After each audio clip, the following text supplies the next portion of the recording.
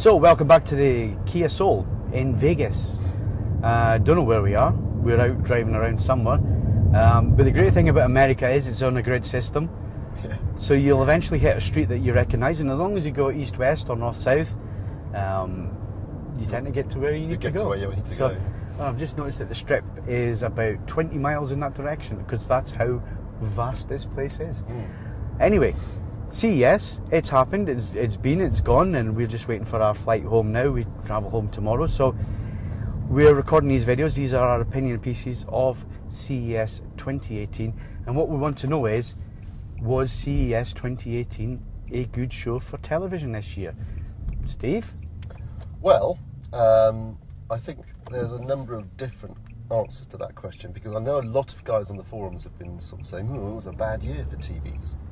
And I think that's due to a certain amount of disappointment on their part. I think maybe the fact that Samsung weren't able to actually launch a genuine micro LED TV to the public this year has been seen as a disappointment. Although I wasn't expecting it this year, to be honest, so that wasn't a big deal to me. But some people are disappointed about that. The fact that HDMI 2.1 is not ready yet has been seen as a big disappointment. A lot of guys seem to be expecting that all TVs this year would have HDMI 2.1. If you're waiting for HDMI 2.1, you're going to have to buy a TV next year. No TVs, none this year, have got HDMI 2.1. It just isn't ready yet. They haven't enough silicon for the chipsets, and the specs were only finalised at the end of last year, so there hasn't been time. That's not going to happen. So that's been a big disappointment. And also, a lot of the manufacturers' lineups have been very similar to last year. If you look at, let's start with LG. Yes, it's very, very similar to last year. It's basically the same as last year, but with an 8 rather than a 7. But when you look at below the surface, you realise that although obviously they've got a very similar lineup, there have been changes in cosmetic terms, which I think are actually very nice. But also there have been changes under the hood too. The Alpha 9 processor is an improved processor. They've added some features that people have been asking for, like black frame insertion and smooth decontouring feature. And I still think they remain a strong lineup. So I think that's to criticise somebody because their TV lineup was good last year, and you get to a point where you can only add so much, make so many changes from year on year. I think is a bit unfair. In terms of Sony, yes, there is definite familiarity there. The AF8 is essentially the same as the A1, apart from a different chassis. They've dropped quite a couple of. They've dropped the what would be the XF94 and XF93 models. They're gone this year, and they have the XF90 as their flagship. Although they have done some nice things to that TV, I think, in terms of adding the X1 Extreme processor with Dolby Vision, some nice new features. I think it's going to be, depending how it's priced, that could be a really attractive full array local dimming LCD television to look at. Panasonic as well. We haven't seen obviously the whole lineup yet. We've just seen the 2 new OLEDs, but they again are very similar to what was being offered last year. But they've made some tweaks again in terms of the processing.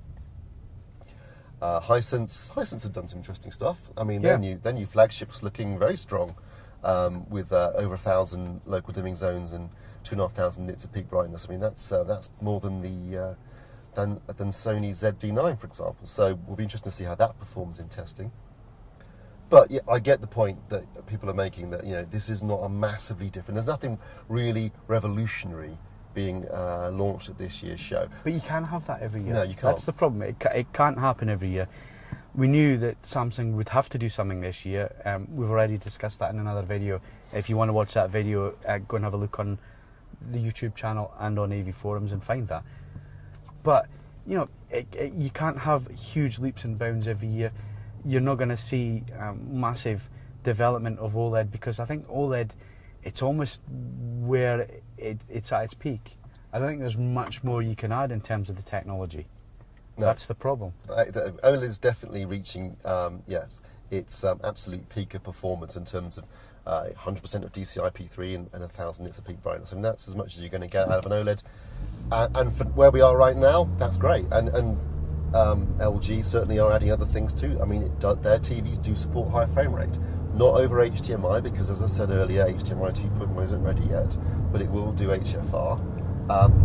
Next year we'll see that added along with HDMI 2.1. I expect next year we'll see a lot more 8K screens as well. There were a few this year, but not as many as I was expecting, to be honest. Yeah.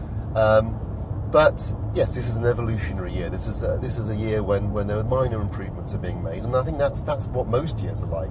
It's just there's been so much happening in the last few years that we've got used to every year being a blockbuster. So I don't think it's been a bad year for TVs at all. I think there's some really strong models coming. I'm really looking forward to seeing a lot of these TVs in review. I think there's some cracking new stuff, some nice new features, some very attractive looking tellies as well. So not a bad year at all, but it's just not been a revolutionary year. But I don't think anyone ever thought it was going to be, really. No. So, was CES a bad year for TV? No, it was just an evolutionary year. There's some nice stuff coming out. We look forward to reviewing it. We hope you look forward to our reviews, and I hope we watch more of these videos. There's lots more of them, of our opinions of CES 2018 as we drive through Vegas and as I get very close to a stop sign. I can never do these junctions. So on that note, we're going to finish. Come back and see us again.